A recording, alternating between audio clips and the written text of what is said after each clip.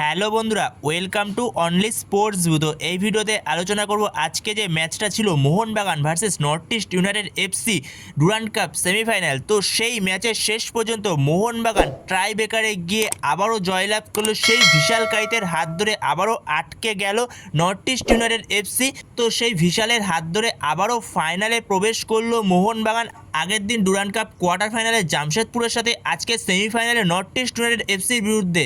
তো প্রথম তিনটে শট একটু উল্টো দিকে ঝাঁপ দিয়েছিল, কিন্তু আলাদিন আজেইরির যে শটটা ছিল তো সেই শটটা সেভ দিয়ে দিয়েছিল অলমোস্ট বিশাল কাইত, হাতে লেগে ঢুকে যায় সেই শটটা।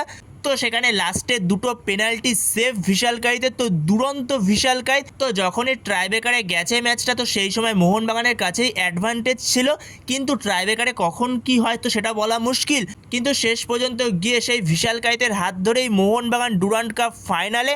তো ডুরান্ড কাপ ফাইনালে মুখোমুখি হচ্ছে মোহনবাগান বনাম ইস্টবেঙ্গল। কলকাতায় 23 তারিখ আমরা মুখোমুখি হচ্ছি যুবভারতীতে। তো সেখানে যুবভারতীতে আবারও ডুরান্ড কাপ ফাইনাল, যেখানে মরশুমটা শুরু হয়েছিল ডার্বি দিয়ে, তো মরশুমটা শেষ হবেও ডার্বি দিয়ে। তো সেখানে আমরা একটা দারুণ ম্যাচ দেখতে চলেছি 23 তারিখ ডুরান্ড কাপ ফাইনালে, মোহনবাগান বনাম ইস্টবেঙ্গল কলকাতা ডার্বি। এছাড়া এই ম্যাচে মোহনবাগান যথেষ্ট ভালোই খেলেছে, কিন্তু সেই একটাই সমস্যা, মোহনবাগানের ফিনিশিংয়ের সমস্যা, ফিনিশিং হচ্ছে না।